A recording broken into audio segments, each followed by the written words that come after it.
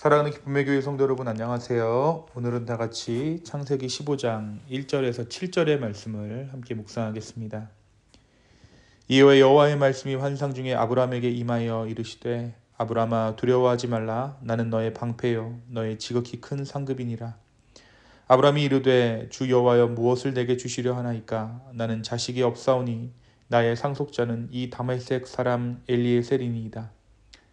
아브라함이 또 이르되 주께서 내게 씨를 주지 아니하셨으니 내 집에서 길린 자가 내 상속자가 될 것이니이다. 여호와의 말씀이 그에게 임하여 이르시되 그 사람이 너의 상속자가 아니라 너의 몸에서 날 자가 너의 상속자가 되리라 하시고 그를 이끌고 밖으로 나가 이르시되 하늘을 우러러 뭇 별을 셀 수 있나 보라. 또 그에게 이르시되 너의 자손이 이와 같으리라.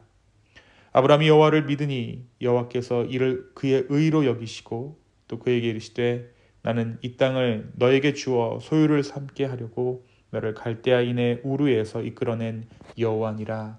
아멘.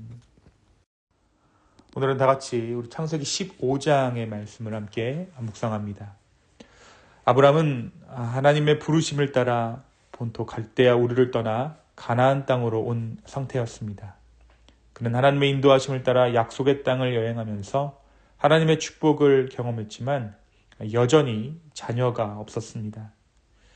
한편 어제 말씀인 창세기 14장에서 함께 보았듯이 아브라함은 조카 롯을 구하기 위해 전투에 나서 승리한 후 돌아온 상황이었습니다. 아브라함은 그 전쟁에서 승리한 후에 자신이 얻은 전리품을 취하지 않고 하나님만을 의지하기로 결단하죠. 그러나 그는 여전히 약속의 성취, 특히 자손과 땅의 소유에 대한 하나님의 계획이 어떻게 이루어질지에 대한 의문과 갈망을 가지고 있었습니다. 오늘 말씀에서 아브라함은 깊은 생각에 잠겨 있게 됩니다. 그는 하나님께서 자신에게 주신 그 약속을 믿었지만 시간이 흘러도 자녀가 없다라는 사실은 여전히 아브라함의 마음을 무겁게 했던 것입니다. 그때 하나님께서 환상 가운데 아브라함에게 나타나셨습니다. 하나님께서는 아브라함에게 두려워하지 말라라고 말씀하시면서 내가 너의 방패가 되고 내가 너의 큰 상급이 될 것이다 라고 말씀해 주십니다. 한편 이러한 가운데 아브라함은 자신의 고민을 하나님께 아뢰게 되죠. 자신에게는 자식이 없고 집안의 종이 자신의 상속자가 될 상황이라고 하나님께 아뢰입니다. 그는 하나님의 약속이 이루어질 날을 기다리며 답답한 마음을 가지고 있었습니다. 이에 하나님께서는 아브라함을 위로하시며 아브라함의 상속자는 종이 아닌 그의 친아들이 될 것이라고 확신을 주셨습니다.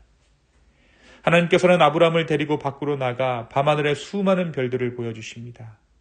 하늘 가득한 별들을 바라보며 하나님께서는 아브라함에게 그의 자손이 하늘의 별처럼 많아질 것이라는 약속을 주셨습니다. 아브라함은 이 약속을 전적으로 믿습니다. 그러자 하나님께서는 이 아브라함의 믿음을 그의 의로 여기셨습니다. 이 하나님께서는 아브라함에게 자신이 그를 갈대아 우르에서 이끌어내어 이 땅을 기업으로 주기로 계획하셨음을 다시금 확인시켜 주십니다. 아브라함은 하나님의 약속과 그분의 계획에 깊이 감사하면서 모든 것을 하나님의 뜻에 맡기기로 결단합니다. 사랑하는 성도 여러분, 이것이 오늘 말씀의 내용입니다. 이 말씀은 오늘을 살아가는 우리에게 무엇을 말해주고 있을까요? 먼저 우리의 걱정과 염려는 하나님의 은혜와 약속에도 불구하고 지속되는 것임을 보여주고 있습니다. 우리가 아브라함을 믿음의 조상이라고 말합니다. 이 땅에서 아브라함만큼 믿음을 보인 자가 없다라는 의미죠.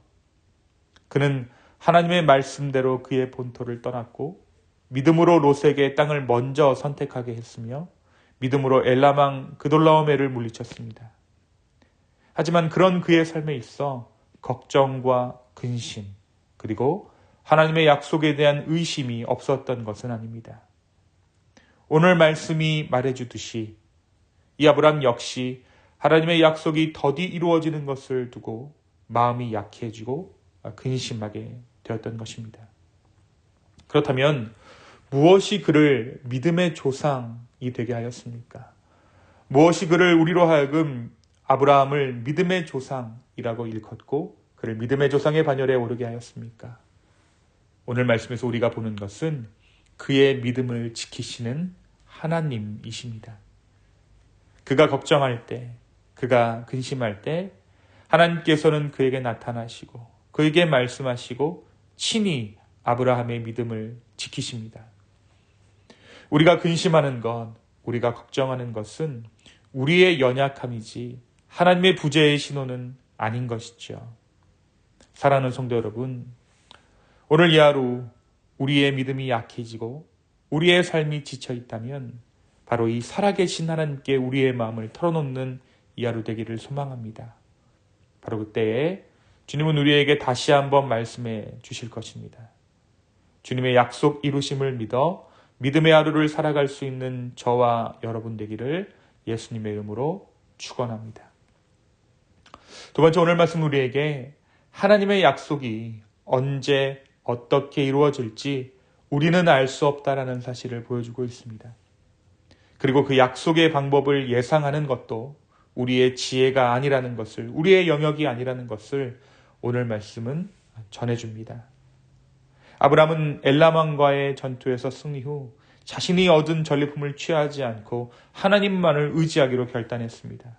그러나 그는 여전히 약속의 성취, 특히 자손과 땅의 소유에 대한 하나님의 계획이 어떻게 이루어질지에 대한 의문과 갈망을 가지고 있었습니다. 그리고 우리가 잘 알고 있는 것처럼 그는 하나님의 방법이 이루어지는 동안, 하나님의 약속이 이루어지는 과정 가운데에서 자신의 방법들을 간구했고 또 그 약속을 본인 스스로 이루려는 시도들을 하게 됩니다. 하지만 이 모든 것이 결국 한 인간의 과오로 남게 되죠. 우리는 하나님께서 이러한 방법, 이러한 루트로 일할 것이다 라고 쉽게 예상하곤 합니다. 그 예상들이란 주변 사람들이 부와 성공을 이루는 방법들에 대한 벤치마킹 또는 내 경험에 의한 나의 방법들이겠죠. 오늘 말씀은 하나님께서 아브라함의 믿음을 의로 여기셨다라고 기록합니다. 그렇습니다. 믿음은 기다림입니다. 내 방법, 내 뜻을 내려놓고 주님께서 주님의 방법으로 하실 일들을 잠잠히 기다리는 것이 바로 믿음인 것이죠. 오늘 이 하루 우리에게 믿음 주시기를 간구하는 저와 여러분이 되었으면 좋겠습니다. 하루에도 몇 번씩 올라오는 나의 생각들을 잠재우고 기도로 주님의 약속 이루심을 간구할 때 주님은 주님의 의를 우리의 삶 가운데 이루시는 줄로 믿습니다. 오늘 이 하루 연약한 자의 하루이지만 그 연약한 자의 하루를 통해 믿음의 하루를 채우시는 우리 주님께 우리의 삶을 전적으로 맡겨드리는 저와 여러분 되기를 예수님의 이름으로 축원합니다. 이 시간 함께 기도하시겠습니다. 주님, 이 하루의 삶을 주님께 맡깁니다. 주님, 우리를 긍휼히 여겨주시고 우리의 삶을 붙잡아 주시고 다시 한번 우리의 삶을 주님께 드릴 때 주여 주님께서 원하시는 삶 살아가게 하여 주십시오.